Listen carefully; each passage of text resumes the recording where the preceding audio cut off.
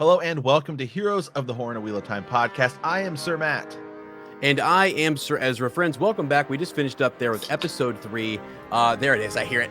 Just I let the party continue. I hear like we're cracking open some drinks. We're drinking. We're eating. I feel like we're sitting in there with the teachers right now. Look, I was gonna be here earlier, but I had to make myself a Tuathawan wrap supreme. I mean, as serious question, did they stop it? I mean, did they stop there and get like a number 7 at Taco Bell, right? Buddy, I went to Croatia. I looked up Taco Bell in Croatia to see if that was a thing. Egwene was totally eating a number 7. I love it. It's really cool. Well, I made mine. I had a bite. It was great. I'll finish it afterwards. Actually, it's really crappy. I made a really crappy quesadilla. I don't know. I got like pepperoni and lunch meat in there. I don't know. I just wanted to make it for the show because I thought it'd be funny. It's funny. But episode 3, wow, Ez. I love this show. I love this show. I'm in. I love this show. I love this show. I love it. That's all I can say, really. They're doing a good job. Real quick, I want to. Okay, so out the gate here, I'm just start at the beginning. Nynaeve. Let's go. Yeah. Okay, so we left Nynaeve, and she caught back up with the group. Whatever. Now we're back, and Nynaeve's caught up with Lan and Moraine, who've been separated from Matt and Rand and Egwene and Perrin. Mm-hmm. Okay, we're splitting off. We're going in 3 different directions. And now we're kind of back to where we were in the books. Like Nynaeve does catch up with them. A few differences though. They do not have coins. Right in the books, Moraine gives them coins so she can end up sort of tracking them. But everything feels so good so far. Now, I liked when they showed, and this was a subtle thing, when they showed how Nynaeve escaped the Trolloc, how she killed it, and then you see the blood in the pool, and it sort of forms, it's like a yin yang symbol, right? Dragon's the dragon, right? The Aes Sedai symbol, which is cool. The power one power, right? That duality. Think of like a yin yang symbol, right? So that was cool. That was super super cool. Then we start to bounce back and forth a little bit between Egwene and Perrin, who are running away from the wolves. Egwene uses the power, to get that fire going, which is cool. God, man. Keep it rolling. Perrin. When she has that nightmare, and dude, that nightmare scene where you can see Balsamon. I'm guessing that's Balsamon. That's my guess. In the background, the way they're doing it. It's good. So it's cool. Sweet. Scary. It's so good. Still has the eyes that are burning, especially when he zoomed in there and everything. And for him to go back, be tormented, is also an element of sort of what happens in this dream is also real. Remember when Rand found all the bats in episode 2? So there's little tie-ins like that are making it more realistic, more it relates to the book. It's a good tie-in. Buddy, when Egwene like presses her like she like wraps her arms around Perrin and he's crying. My God. Yeah. I already loved Perrin. I always have, and I always felt I had a tender spot for him just because of all the stuff that goes, and they are knocking that out of the park. I mean, people are going to be caring so much about it. Matt. It's not his fault. It's not. And it's such a horrible, think how you would feel, man. I am like, it's really good. It might be one of my favorite things so far until, come on. We met my second favorite character, because I'd say that Matt is my most favorite character. Although I'm sort of remembering right now that I didn't like Matt very much in the early books, and I'm beginning to remember why. I'm like, oh yeah, I don't like sick Matt, right? Because sick Matt, going down that route. But we did meet my second favorite character today, which is Tom Marilyn, who, first of all, I love the song he plays. That's going to be on YouTube, people doing covers. We're going to have to get somebody to do a version so we can use it as some intro and outro music for the podcast. That's pretty much a given at this point. We got some buddies. We've had people submit to us stuff for our other podcast, but we're going to need something, and we will use it. Give us a good version of you playing that on guitar. Yeah. intro outro music, and we'll plug you in the Absolutely. description. It was so good. I loved Tom Maryland in this. Kind of a deeper. He's a deeper, more emotional. You get to see a little bit of him. It was great. Loved it early on because we miss him. In the books, Tom Maryland is with them from the Two Rivers, goes to Shadow Logan, and then we think he dies. Absolutely. And then we don't see him. We don't see him again for almost like 2 books. I mean, you see him towards the end of the second book, right? Middle-ish to end of the second book. And now we meet him here. So now he's gonna be traveling with, with Matt and Rand, and I really like the way they're doing it. I think he is, I was unfamiliar with that actor, but we'd seen the pictures of him, and I was like, oh my god, he looks great. And we'd seen they had a guitar, and he knows a lot. He does the Aiel thing, which did you notice the little hint they had? So this episode had Rand's first hints at being something else. Yeah. Right. First it's when Tom is talking about the Aiel, and he's like, you don't see this hair color outside of the waist. It's like, well, that's the same hair color as Rand. Right. Yep. And then we see Rand use the power. He doesn't realize it. See, that's what's cool, because that is kind of what happens in the books. Is you go back and you look at events that are taking place. You don't even realize it as the reader until the end of the first book, that when you go back, you sort of go back and you're like, oh, some of these events are actually Rand, I think, as you was using the power here. Right. Exactly. That door, he's trying to break out. He's in a situation where they're being attacked. It's the skinny innkeeper in the books and things, and right afterwards, you have the Dark Friend attack, which we get in this, which is really cool. So I saw her. I thought, is this the girl? Is this what's happening? We're being, because they have a soft spot for girls. Big theme of the book is that they won't kill women. They don't like the idea of them, being in battle. We'll talk later about Maiden of the Spear, all that kind of stuff. Matt, my question, I'm going to toss this out to some of our folks in the chat real quick too. What is the significance? Because I'm sure I'm supposed to know what it is, and I just can't think of it right now. The Aiel has the rock-like crystal. I don't know that. That's like past where I'm at in the books. I don't know what it is. I actually, even me, I'm 2 or 3 books ahead. I've finished the series multiple times. I don't remember exactly what it is. Right. So he also picks up a little bear. Yeah, now that dog. I think I do know what that is. I do. I think I do too, which is like kind of crazy that we're finding it here, because that's which is cool. So that was cool to see an Aiel, to see the situation. This is the sort of thing that I think Rafe was talking about, being an Aiel that we would see later in like book 3 and so on. So it was cool to see that they brought that element in, because they're explaining the Aiel. They're trying to make these connections to. Was it a horse? It was a horse. Okay. Yeah. The connections to the to the Aiel and to this other group of people, and doing that world building. Actually, our Dark Friend even did a good job of world building, saying she wanted to go to places like Stone of Tyr, Camelin. Right. And so the interesting thing was that her name was Dana. Remember, that was who we were thinking. Remember, we saw her cast and we were thinking, oh, because Tom Maryland, it's her. I think it's spelled the way in the casting was Dena, but Tom has a girlfriend named Dana, Dana, in the book, and she ends up dying. And so we were kind of thinking that was going to be that character. Now, she was ultimately sort of tied in with Tom a little bit, and that is in the same little town. So I'm wondering if that's just sort of a nod, perhaps, to that character in the books. And we probably are unlikely to see her in the show. Not incredibly important. There's a lot you can do with Tom without even really going down that sort of route. But man, let me tell you something, Ez. Yeah. When she pulls the sword on Rand, and she's sort of like, I know who you are, or I know, and stuff like that. I don't know who I am, but I know who I'll become. What'd you think? I'm dead serious. For a second, I was actually thinking beyond a Dark Friend. Me too. Me too.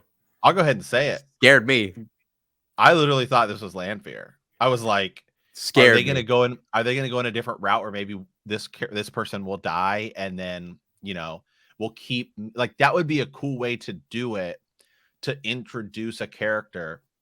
Since we've already brought up this idea of people coming back in the pattern, like you could introduce characters and have them die a couple of times without having like your person set for like the next, you know, 8 years or whatever. Like you could bring in somebody to be like Celine / Lanfear, have her die and then come back, which would be cool. But then they're like, okay, no, she's just a dark friend. So that was really cool, really unexpected. Because again, this does not happen in the book. No. Not, I mean, like fantastic. Like, kind most of this does. Most of this is like pretty original. Yeah. Yeah, like it's kind of a similar event in which Rand uses like lightning without really knowing like what's going on. But it flows well, and I think it gets the point across, and I think it man, I think it's really good. And then we meet the Tuathawan, which is cool. They say their little thing, which is right, like we know they say that same thing in the song. books. Yeah. So we're gonna be with them for a second. Parents starting to have weird wolf stuff, and now with Rand, you're getting something weird about Rand. I think we're still into the idea, again, if you've seen this for the first time, of who is the dragon, and then the dark friend, Dana, says it's one of the 5 of you, not one of the 4 of you, which is kind of cool considering that Nynaeve is back. Right. And then it ends with Logain. So which is what we thought. So great way to end it for this first week. I'm hooked. I'm ready for the next episode. Oh yeah. Matt. Yeah, you went through the whole thing. Yeah. I went through the whole thing, and one last thing here, and then I'll turn over to you. Okay, our buddy, we have a Facebook group with some of our listeners and stuff like that. My buddy Ryan said it, and I didn't really realize it until I looked at it, but he is 100% right. Whoever is playing, what's her name? Is it Leand? That's not Leandrin. Is it? Who's the Red Aja? Leandrin? Is that legitimately who it is? I think that's Leandrin. Is it is actually Leandrin? Okay, because I don't think they haven't said her name, so I didn't know. I'm trying to remember if she was cast or not. I think she said it right at the end. I think she said Leandrin Sedai. Once somebody said something, her forehead does not move, man. There's a lot of Botox going on there. I'm just gonna say it. Oh my gosh! I'm saying just look at it, man. I was like, I didn't notice. He's right. Watch it. Okay. I mean, just watch it. It's fine. It's whatever. But I was like, once somebody said something about it, I was like, all right, dude, they might be right. Like, yeah. She's intense, right? I mean, I felt scared for Moraine, right? In that moment when Moraine is like, not scared, but you can sense something up there. That's supposed to be her sister. You're too late. You know, there's a tension right there. And I think we're going to see more of that tension between the blue Aja and between the red Aja. And that's cool. It'll be interesting to watch. So let me bounce back as Matt goes through some comments here. I want to touch on the thing that you said about the Dark Friend, because one, she does such a great job of bringing in Ishamael and mentioning one of the Forsaken and those who, like Matt, she believed. What was good about her is, as a Dark Friend, it wasn't just like, oh, I have to do this.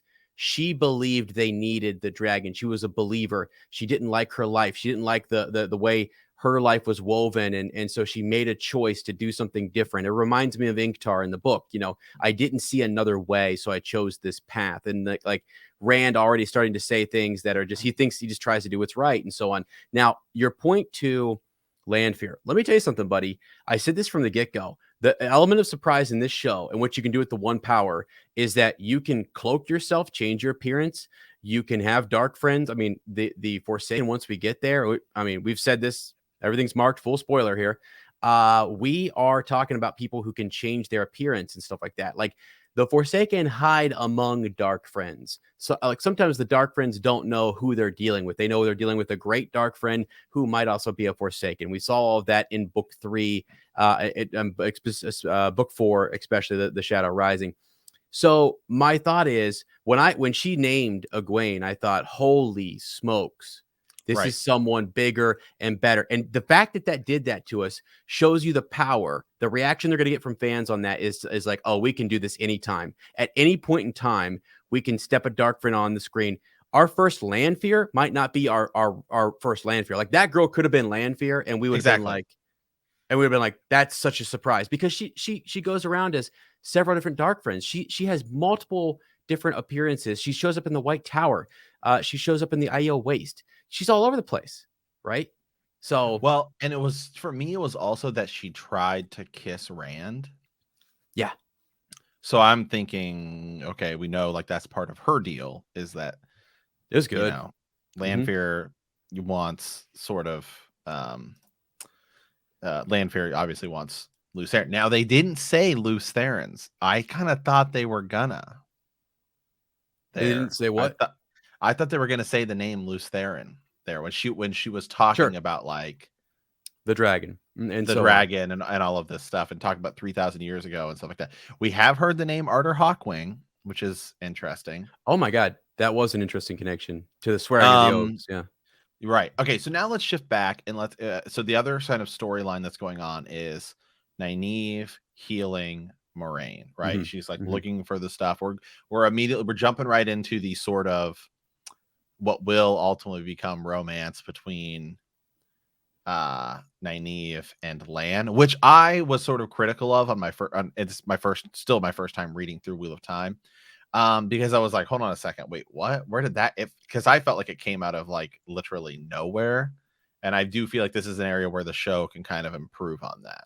Right, but right now, I guess if you were watching this and no one knew, I think when you ask some of these people, like Lady Heather was in here with her talking about her husband, and we had some other folks saying that their spouses were very much shocked. I think I think if you're getting those folks again, that's why we say full spoilers because I think some folks don't see it. I think right now there's a little bit of tension. If you know it, you can spot it. But if you don't know that there's going to be a blossoming relationship there, right now she was like, she tried to kill Lan. He was like, you tried to kill me, right? I mean, you know. I mean, come on now. Did she? Right? You know, I know. Right, I know. But like that's what's said. And if you don't really know and you don't really understand warders and what all that kind of stuff, yeah. I mean, she tracked him. Her attitude too is so great, right? I told you could ask, not that I would answer you. You know, she's like, I ain't putting up with this. She's a wisdom.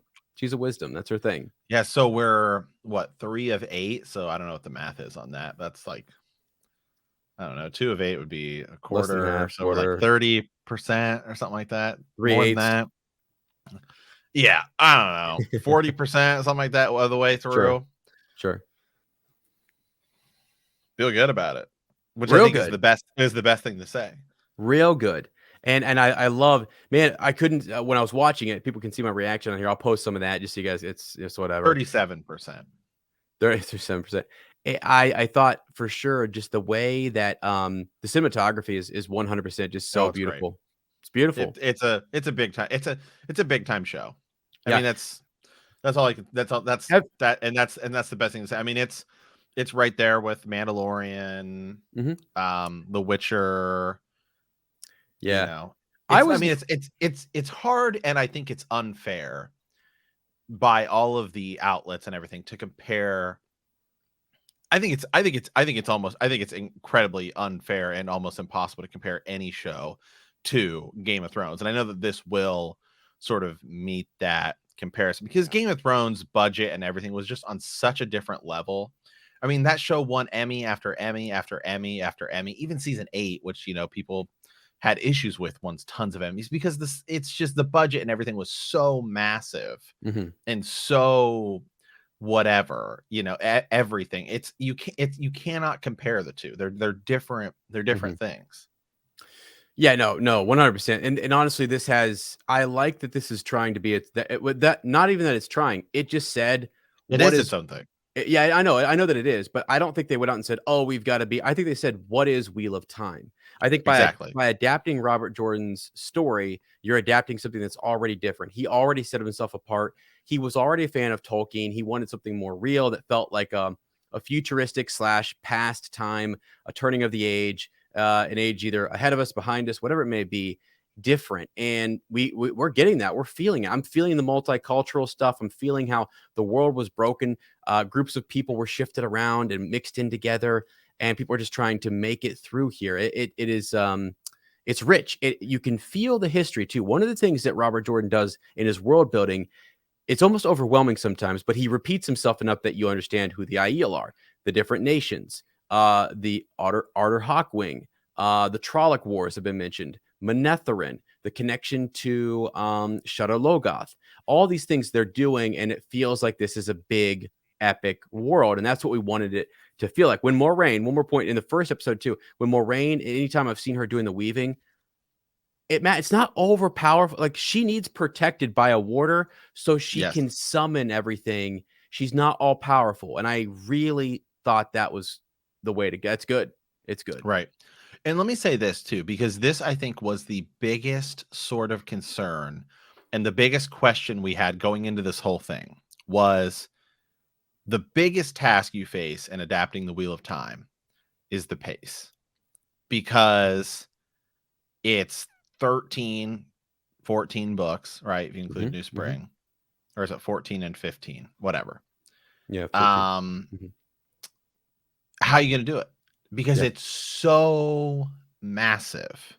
Right. It is so massive. You know you're going to have to cut things. That's just the way it is. I feel like the pace is actually slower than I thought it would be. Like, some things feel kind of fast, but they did it in such a great way. You have to I think by already introducing that these people have powers, and you're trying to, and the question is, who is the Dragon Reborn?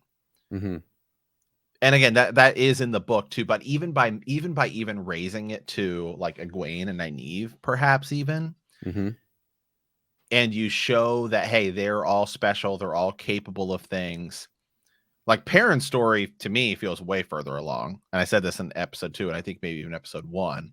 Matt's seems like his is still is developing and stuff like that. And I know we're only 3 episodes in, but I feel like you're by them focusing so much on the who is the Dragon Reborn, you're able to speed up vastly the process of them sort of leveling up and powering up and acquiring abilities and all of these things. Right. That you actually save a ton of time. You can cut so much. I can tell you this, we're not going to have a season full of freaking circus chapters. Okay.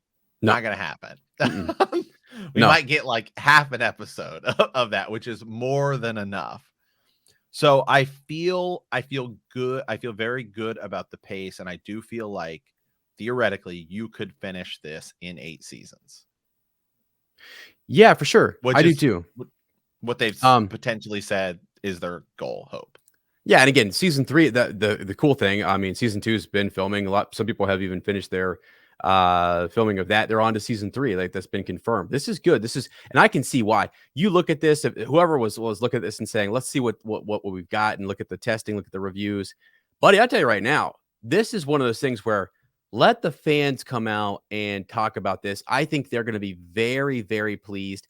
We've got people in our chat already saying things like, look, this third episode is pretty much original, but it's tying things together and it's trying to move things forward. And it's still kind of, it fits. All the characters feel like they come right out of the books, you know? Where we're at right now, we're probably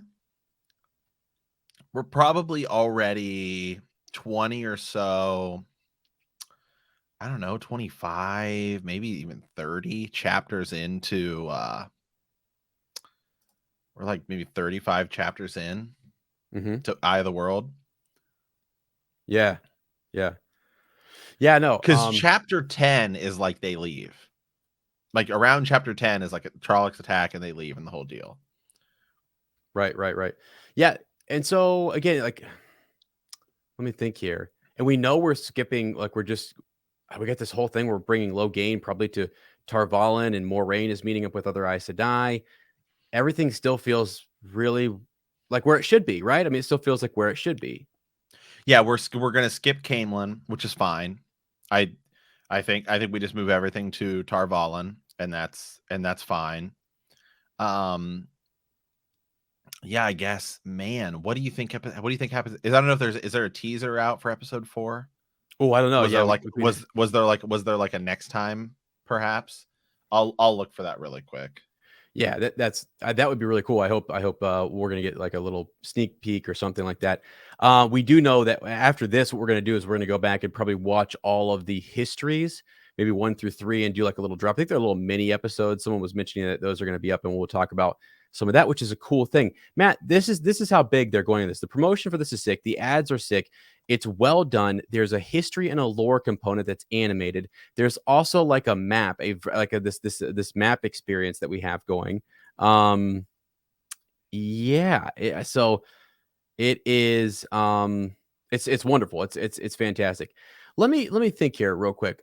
I'm just trying to think about this. The Dark Friend is the biggest surprise for me, and how well Yes. she was done. I kind of had a feeling she might be a Dark Friend, and I said this during mid watch. I was like, something's not right, and especially she's trying to seduce Rand and all this kind of stuff. But man, just when she name drops the Shamael and drops some of these other things, Camelin, the Stone of Tyr, and all this kind of stuff, I can't wait till we start hearing some of the prophecies. I hope we still hear some of the prophecies of the dragon and some of that maybe from Tom. Tom Maryland also dropped some things in as well that are pretty cool. He's helping to build that world. You have to remember, they don't go see it all right away. It's just told to us, and we hear about it. Here are these different regions and things at war. So that will be interesting to see all that moving Wow. forward. Okay, so episode 4, by the way, this is really cool actually. I'm just looking at this. Dave Hill is the guy who wrote it, and I was like, "Oh, I know that name," because he did a handful of episodes of Game of Thrones. He did the 4th episode of season 5, which is Sons of the Harpy. It's where they change some things in Game of Thrones. It's where Barristan Selmy dies. Jeez. He did episode in season 6. He did episode 2, which is the episode Home, and that is where Jon Snow is resurrected.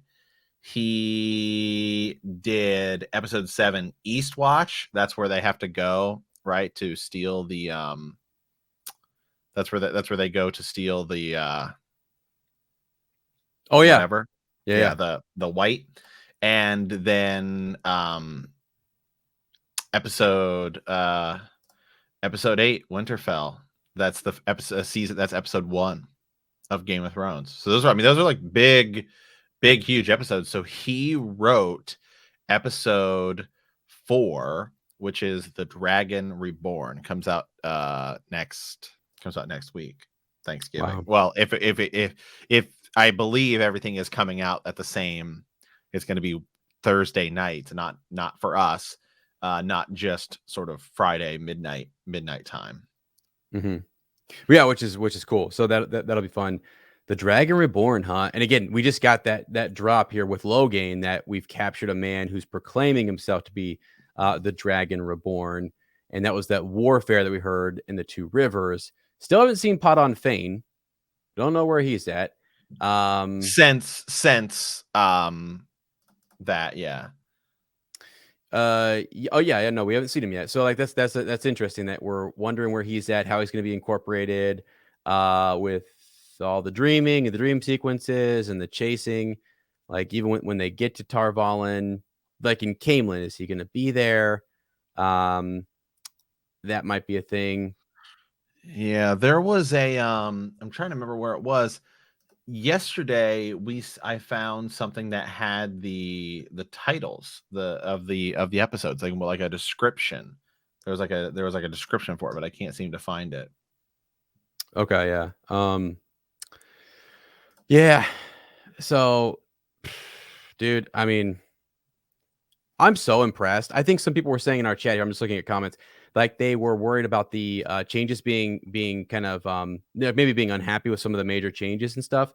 Are you unhappy with any of the changes that have been made, really, though? As far No. as like, right? No, I think they're good. I'm not gonna lie. I think they're great. To be entirely honest, I think I like more. Again, I like that they're moving Tom around. I think that makes more sense to introduce him as a character. I think the Perrin thing is by far, I think, the best addition to Mhm. the show. That's going to do wonders for him later on, just in terms of being able to move his character forward. And then I think for television audiences, and it creates an ability to build wonder and surprise and speed these characters sort of powering up along. The idea that it could even be Egwene and Nynaeve that are the Dragon Reborn. Yeah. Yeah. Yeah. Which is cool. I love the numbering. We've gone back and forth with the 4 and the 5, 4 Taviran. Like, is Nynaeve going to be thrown in? Like, who's that? She She didn't is really, kind of right now. right. So they didn't actually say which of the 4. Like, is it Egwene who's Taviran? You know what I mean? She just said Correct. Taviran. I think Moraine said it's one of you 4. Oh, to them directly. Okay. Yes. Okay. Yeah, I But see. remember, she did ask Nynaeve how, when she was born. Remember, she's like, so you're 25 then, right? When she was talking to her by the pool. Oh yeah, that's right. That's right. She kind of tried to eliminate her from the mix of the age, right? And who it could be. She's narrowing it down by age because of that was cool. The foretelling, right? And someone with white eyes and the foretelling and seeing things. That was really cool that they made that connection back to New Spring. So we really haven't seen anything like going back to New Spring necessarily. We've just heard references of. I think when we get to the Amerlin seat, we might hear more about their relationship and things, but we've just heard about the foretelling a little bit and the search for the dragon. So Yes. Yeah, yeah, we know the titles of the episodes, but there was something we found yesterday where it had the descriptions even oh yeah. of what they were, and I cannot for the life of me find that link, so I apologize for that. Because I don't know how accurate that was, but it said like episode 7, it was like description. It's like Moraine fights one of the most powerful female channelers, and we're like, wait, what? Yeah, what? Yeah, like So I don't know if that's like a leak or that was, I don't know what the deal is on that, but right, so right. I was trying to see what episode 4 was to be like, okay, well, it's so episode 6 is Flame of Tarvalin. So maybe we all meet up in episode 6. And then we know we're going so episode 7, The Dark Along the Ways, and then episode 8. I don't know, man. Is that episode 8? If we're, what do? It sounds like we might finish the Eye of the World in episode 8. Mm-hmm. Yeah, it seems like the Aes Sedai Then might be more behind some of this stuff too. Right, because Are everyone involved. said all of the rumors and leaks and everything said that we're going to be into the Great Hunt. Well, finishing the Eye of the World in episode 8 isn't into the Great Hunt. We would almost have to, maybe the Dark Along the Ways is we do that, and then episode 8 is, again, we were thinking maybe the Horn of Valyr and all that stuff gets stolen. Mm-hmm. Right, and that's how you move. That's how you move on. Yeah, yeah, yeah, man. So far, it's like that's weird, right? So far, I think 1 through 3, we're feeling good. It's paced out. It's where we think it should be. But I think going now to Tarvalin, huge shift. Bringing in the Ogier, bringing in Absolutely. Waygate. What does Moraine do? Does she differ in her opinion with other Aes Sedai? They think they've found, again, a man who can channel. They're gonna like. Maureen's gonna see firsthand again what the Red Aja will do to this man, and if she believes she has the dragon in her grasp. What is she going to do? Again, back to Rand's question, what do we do when we get to Tarvalin? What happens? Can I leave if I want to? That sort of thing. So I think it's the next couple episodes where we could go in a lot of different directions. They could, this whole Swan thing. I mean, we could learn about some turmoil. I don't know how fast they're going to push it, but it's crazy. Can I mention a couple things before I forget them? Because we're just 100%. We're just rushing in here. I wanted to mention the part where he's cutting the wood. What a clean cut. What a clean cut. I'm wearing my lumberjack flannel, and I'm like, I don't know if that's that was like a Dragon Reborn cut right there, man. That was definitely a good looking cut. And I was almost laughing, like just in my head, when Moraine tells Egwene, you don't listen to the wind listens to you. And I'm like, the universe, I was like, the universe listens to Rand al'Thor. Okay.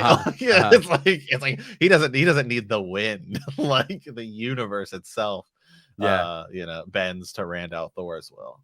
And what's really cool, we haven't. It's interesting about this whole, Moraine being able to sense the power in individuals, and Nynaeve and her haven't really. I thought she was going to channel a little bit with the healing. She doesn't. I remember we saw in the Right. trailer, we see Moraine get healed by a green Aja member.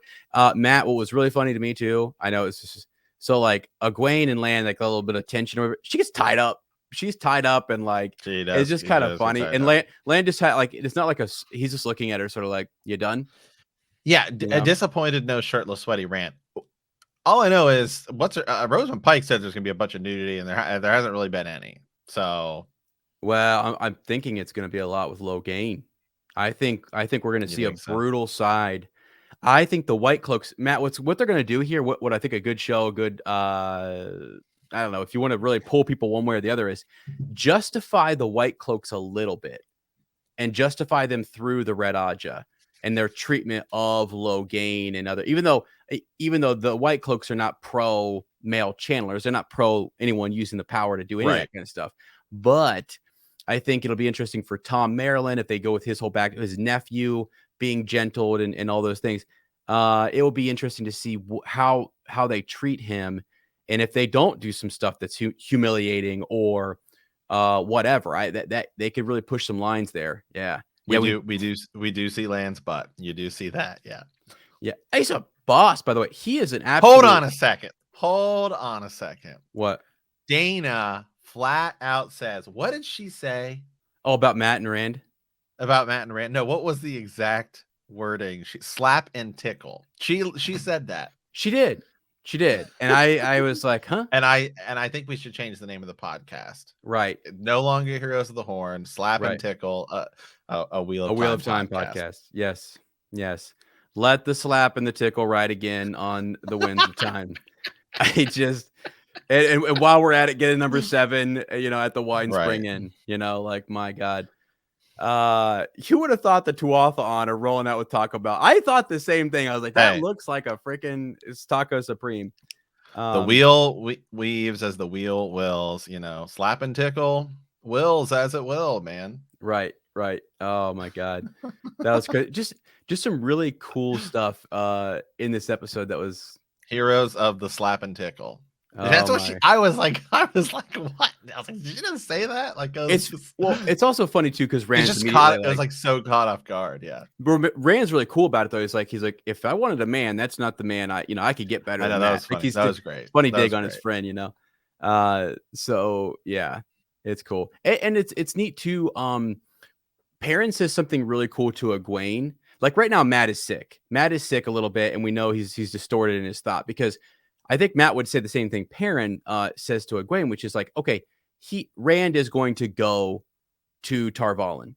Egwene is like, I don't know, right? And she's like, he's going to probably go home. And it's like Perrin who says, no, he's going to go where you're going to go, and you're going there. He knows that. That was a cool line, because Rand does love her, and their love actually grows into like, your role and your destiny is this way. Mine is this way. I still love you, but we have to play our roles. I have to go do my thing.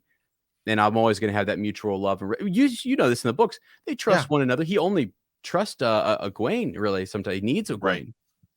Yeah, I do really like the relationship building there between Perrin and Egwene. Also, the Tinkers, the Tuatha'an, are exactly sort of how I imagine them. They did a great job at showing them. And Aram, I think he was good. I think it was too.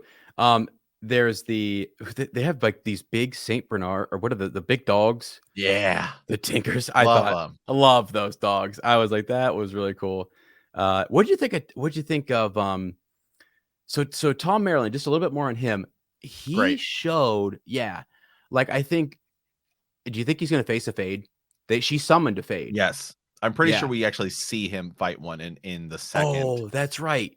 In the second trailer.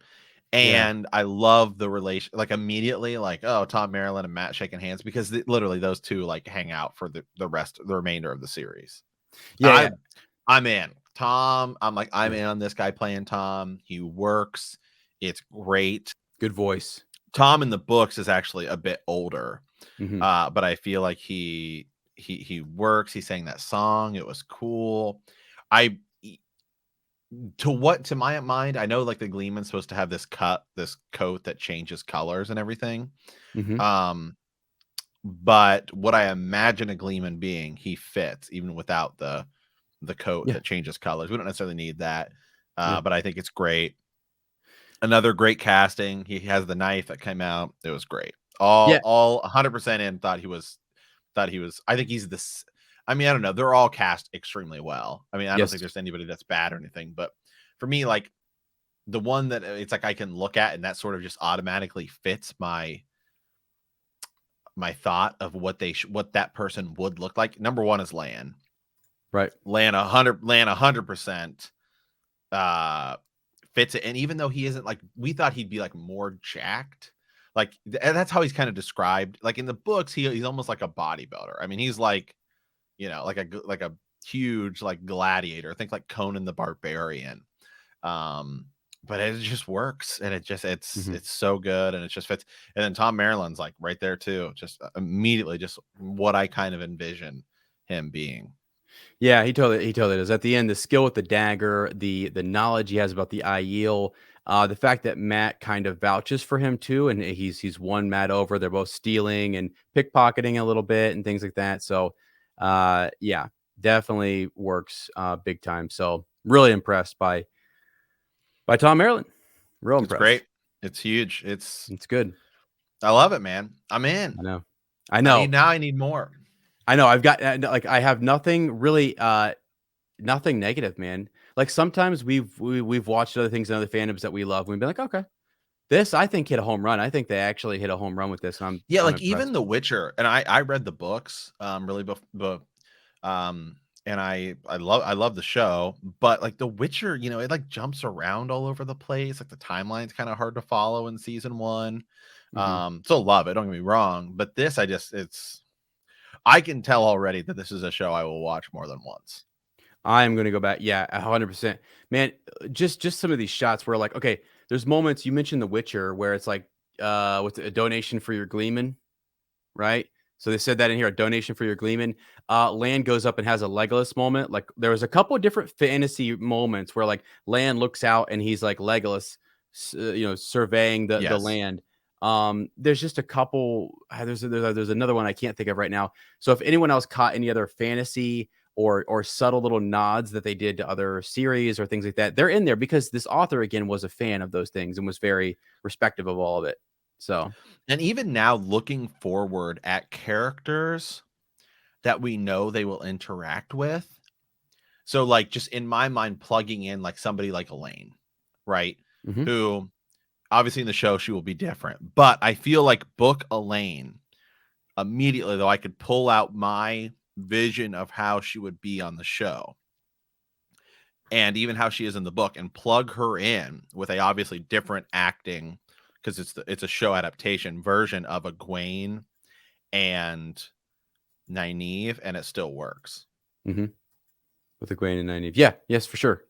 And I actually think that that's going to make, we know we're going to see Min season 1, but I even feel like Elaine's romantic involvement that will come with Rand and Avienda's, because his relationship is much further along with Egwene than it really is in the books. I feel like that will be that much even more sort of dynamic and cool. Yeah. Buddy, I'm doing a click through here, and I want to ask you. I want to actually ask some of the women out there who watch this to send us a message, a comment, or you can send us a pigeon at thehornofvalir@gmail.com. Have you noticed, like with a lot of the women in the series, there's tons of earrings, there's nose rings, there's tons of lots. Yes, they're doing some really cool stuff. The costume is more than just what they wear. Like they're some markings on their skin, different things that they're doing. I'm like, it's really attention to detail. They've built a world. They've built a world, and it all feels cohesive. Right. It's another layer that's real subtle that I'm just like, dude, this is gonna. I hope people who are reviewing this and who are real good critics are because if people like us can catch some of these things that like we haven't even caught at all. This is our initial kind of just watched it, literally come on here live and give you guys our the scoop. locations they're filming and everything, it Oh man. feels unique. It doesn't feel like Lord Yeah. of the Rings. It doesn't feel like Game of Mm-mm. Thrones. It feels Mm-mm. like Wheel of Time. Hey, what did you think about so when Egwene and Perrin are running out on that open? You see how open that was, and like remember when they're going and they meet Elias? It felt like it was Yes. just this flat, open kind of like thing. They get to like an abandoned steading. You still felt like they got into the trees. I remember the trees being described this grove kind of thing. That's what it felt like that. And then the wolves are guiding and pushing them in that direction too. You can't. I mean, it's just good. It's just flat out Mhm. good. Mhm. Yeah. I'm loving everything I see so far, and I feel like, man, next episode is gonna be low gain heavy. So my guess for next episode, and maybe we'll do a full predictions, Sure. right, tomorrow, but I would sort of say my predictions right now for episode 4, I think this might be where we see Logain do his, like, breakout, right? Sure. Mhm. Which we were almost thinking maybe that stuff happened before. It was like a prequel thing, right? Right. Didn't end up happening. Um, so I think this is when we'll see that, and my guess is maybe this is where Tom Maryland fights that Fade that we saw in the trailer. But I'm gonna guess we start to get. I would not be surprised if we don't get some of Tom Maryland's story that we get in The Great Hunt, where he's talking about his nephew who could channel and what happened to him, to still kind of build up a little bit of this, like the Aes Sedai are not really as good as we think they are Mhm. Yeah. storyline. I think that's something that'll happen in the next episode. Yeah, for sure. I think we'll be lulled into trusting them. There's going to be some back and forth, some issues with trust. Again, we've already said full spoilers here. Black Aja situation, breaking of the White Tower, all those things to come. So yeah, we've got to get in there now. Egwene is sort of our lead into the White Tower. Trust them. They learn from Moraine. They start to trust Moraine. Lan is even trusting Nynaeve and saying, "I can leave my Aes Sedai with this woman. She is, he has good instincts on her." But right now, I love that she still is embracing this. I don't know you guys quite yet, and I'm after my people, and I want to make sure that they're okay because I wasn't there when all these conversations took place. I'm just running them down, which is awesome. So what do you? I mean, what do you think that they're going to do? What, like, given where we're at now and knowing that in the first place, as we have to shorten it all Mhm. to get to a memory, assuming 8 seasons, right? Which I think is potentially the plan. Um, to finish a Memory of Light in 8 seasons, given where we're at now, with Mhm. we're already being 3 in, what do you have to bring forward of potentially the Great Hunt or even further out in the next, like, few episodes? Yeah. Because they're gonna I mean, things are gonna start getting pulled, like, wait, like, I feel like this whole Perrin thing, as we've Mhm. said, is a way to cut out a lot of the Shadow Rising, with him Yeah. losing his family members and really questioning Mhm. the axe or the hammer. Right. He goes through a whole arc there for a while. Someone else who goes through a whole so Rand and Inktar and Huron and all of them, and that whole hunt sequence, as much as I love that book, it just really has two big epic moments, and you just need to show those two moments and move on. You don't need all the tracking down through portal stones and all the craziness, all of the hunting. I guess you need Right. to introduce I Varen and I see. I think all of that is going to be the season 2 finale. I think season two's finale is you take the Great Hunt and the Dragon Reborn and have it happen at the same time. so you have it So, happen in tier right, maybe or yes, because the battle takes place, right, and the battle, right, so the battle take place exactly. Merge Falma and Tyr. So the difference, right, is in Falma, or Rand is fighting. That's when he's sort of like fighting in the sky, right? And he's like, in doesn't really Falma. Hmm. he doesn't really know what's going on. It's kind of just happening. Hmm. But then in Tyr is when he gets Kalendor, and Hmm. he's using Kalendor. That's where he fights Balsamon, right? Hmm. Yeah. Right. Hmm. Yeah. Yep. That's where he gets his. Does he get his wound at the end of the second book or the third? Yeah. Second book. Yep. Second book. Mhm. And the third book Thinks is he where kills him. he beats Bowsmon essentially, Mhm. right? In the third one. Mhm.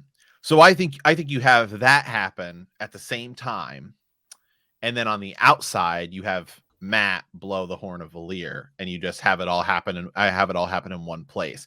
And then what you can do is you can take a lot of book 3, which is Rand really by himself, and book 2, which is Rand and everybody hunting of the horn, and you just blend all of that together, and then that's you. I think you could finish book 2. You could finish 3. Season 2 could tie together books 2 and 3, and you could even, if you wanted, have Perrin off doing stuff that he's doing in the Shadow Rising at that time, and have it all take place at the same time. Yeah. I know Go back. Yeah. that's pushing his story forward, but because he's not even in the 5th book, you can save that and then start to blend other stuff together. So I think it's going to happen. Yeah, I think so. I think so too. And there's so much that can be done just putting all those pieces together. Move the Forsaken together. Maybe you battle more than one. Maybe it's just the balls in one situation. Maybe Moraine does something else with Darkhounds, or who knows, or Baal or whoever. But there's a lot of things that you can condense, and we can see how they're also just changing stuff too if they need to. If you really need to do something to drive the plot, to move a character forward like they're doing with Perrin, they will do it. So yeah, I mean, I think when you summon the Horn of Valir, you could have somebody like a Birgit Silverbow. Just now she's back. You don't have to go through the whole dream world and all that stuff to bring her out and do that. They're already showing you dreams are very important and very serious. Well, I love the way they're doing that that is the way they're doing that now to build suspense. Right. And one of the things we talked about, as I'm now 100% convinced is going to happen in the way I have been predicting it for months, which is, we've talked about, one of the coolest parts of the entire Wheel of Time is the prologue. The Luce Theron, Eliana, my love, all of that stuff. Yeah. We've said, do you open with that? Do you open with that sort of prologue? And I said, I think you just do it as a dream. Like Rand has a dream, and it's like, why am I having dreams of this other person? And I think that is going to be done as a dream. Yeah. There's power in dreams. Moraine has said it, that she's alluding to different things that go on. And yeah, again, with Balsamon, there is sort of, the first 3 books are written. It's like, well, that's who we fight. Oh, like for 3 books, do we really need to beat him 3 different times? I'll go ahead and say it. Yeah. Balsamon, do you want me to say it? Go ahead and say it. Balsamon's a punk ass bitch. Okay. Wow. I mean, I mean, he keeps showing up. It's like, what is he feels more menacing in the show than he does in the books. And that's great. Yeah, that is. And that's the thing. So there is someone called a fatigue in terms of him. So like, as you're saying, push it all to one spot. Let's do it. Let's have at it. Let's get after it, and just have one big battle where it's done and over. Moraine has her part to play with Forsaken. Yeah, you know what I mean? Like, that's end of season. Just go out, whether it be season 1, 2, or 3, whatever you're going to do, and really go after some of these guys. So, yeah, because they've already shown the White Cloaks to be more menacing. Because again, the fact that they've shown them and are like in episode 2 are that menacing and that crazy. I mean, they're literally chopping off the hands of the Aes Sedai and then burning them at the stake as they watch, like, and are happy. The White Cloaks story is being brought way forward. Yeah. Let me ask you. I just thought of something here in terms of, like, yes, it is. You're 100%. So right. So just real quick. Yeah. So a character who we just found out in the books, our podcast, we just finished book 5. One of our characters, Galad, right, joins the White Cloaks. Yeah. So that's going to be a big deal because we know Elaine's coming, which means Galad and Gawain are probably coming too. Right. And again, when you read about their tenets and you read about what they are supposed to be, Matt, what they're supposed to be, and that's why Jeff from Bornhold good thing. He says that one little line to Moraine about find some healing, find a sister who can. We avoid them at all costs, but that's the only person who can heal you. And he's talking to a lady of the land, thinking she needs healed. So that's where Galad would go. Like that's the type of person he wants to be, is like a Jeffrey Bornhold. So, yeah. So I mean, I think you could almost have a season finale be a showdown with the White Cloaks. Mm-hmm. Yeah, between who? You mean like the Aes Sedai and stuff? Or I don't know, they might go in a totally different direction. They might make them have like a full-on battle or something. Right. So remember, I mean, if the White Cloaks are literally out here burning Aes Sedai at the stake, something's going to be different. Yeah. Right. And I like how they kind of mentioned the Arthur Hawkwing thing about like they force the Aes Sedai to swear these oaths and stuff like that. So it seems really binding, and there's they're limited in power. But I wonder if we're going to bring in the Shanshin at some point too, and we're going to have like the White Cloaks fight them and stuff. So many things, so many different ways we can go. I'm so far very, very impressed. And you know, they've had these conversations. This is the thing. When you have the source material and you can adapt it, you can go through and take a marker, take a pen, cut this, move that around. And they're doing a good job of that. I really think so. So far, so good. And one of the things you end up having that's cool, this is one of the things we did see in Game of Thrones, is you blend storylines. Like you take something from somebody else and give it to a different character. Now Game of Thrones did that with a lot of main characters, and so sometimes that felt, I think even in the that show that did feel a little odd. Not only as like, oh, we're hardcore book readers. There were some times where I actually felt like it was even odd for the show version of that character. But Wheel of Time has already kind of taken like this Dana dark friend. We just killed our first dark friend. You just bring in sort of an original TV character and give them a lot of aspects of other people, and then you can like kind of kill them off. And then that sort of serves a huge purpose.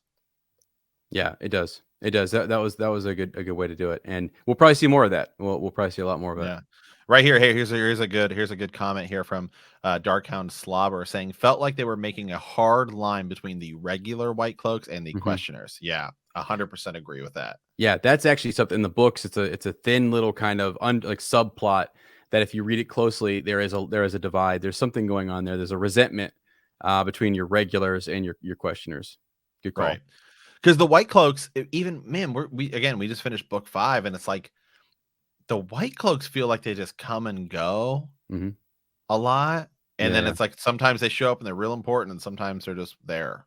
Right. Sometimes they're like a nuisance who like you bump into, like Ram bumps into them, in different towns or cities, and it's like, are they going to cause problems or are they not? Is he going to be a dark friend? Who are they hauling out of a tavern? Yeah. Right. They feel like a fly, an annoying fly you need to swat, not, I mean, the one scene we've seen with them, they feel like a legitimate threat. Yes, they do. Yes, they do.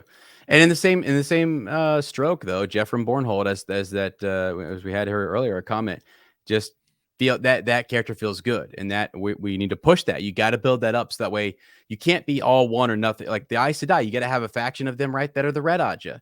Got to have that, and then even a split. I mean, it's just the Black Ajah. Which looks like what we're going to get next episode is the Ajahs are a little different. Yeah, we're going to see behind the curtain and see how they interact with one another. And Moraine needs one of them to heal her. And Reds aren't known for their healing abilities. So we'll have a green sister. Who is that that's going to heal her? Gosh, she's actually someone who I think dies in A New Spring. She's the head of the Green Ajah, and I can't think of her name right now. So if you guys post it in the comments, I'll say it. But anyways, yeah, going to be a really cool moment there for next episode. Insane. Awesome. Woo. All right, guys. Well, I think that might be it for us for tonight. Now, Ez and I have a ton of editing to do to get out all of these episodes to the podcasts and all of that. Now, Nagashi is her last name. Yes. Karine Sedai. Yes. So yeah, so we'll get that, get all these out, posted to the podcast. Thank you for hanging out with us here on YouTube, guys. Again, we'll be doing something tomorrow because Ez and I both took the day off. So we'll be doing something tomorrow. Then we'll do that Zoom hangout on Saturday. So certainly stay tuned for that. Thank you guys so much for hanging out here.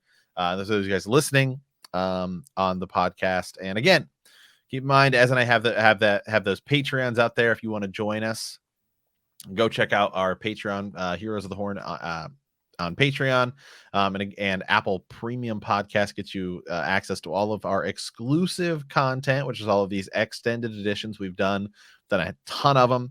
And if you subscribe there, you actually get exclusive content for all of our shows. Game of Thrones, Bend the Knee, which is a Game of Thrones show, Hyperspace Hangout, which is a Star Wars show, and our brand new podcast, which is The Elder Wand, which is a Harry Potter podcast, and that is an absolute ton of fun. So as always, thank you guys so much for listening and hanging out, and remember that the grave is no bar to our call.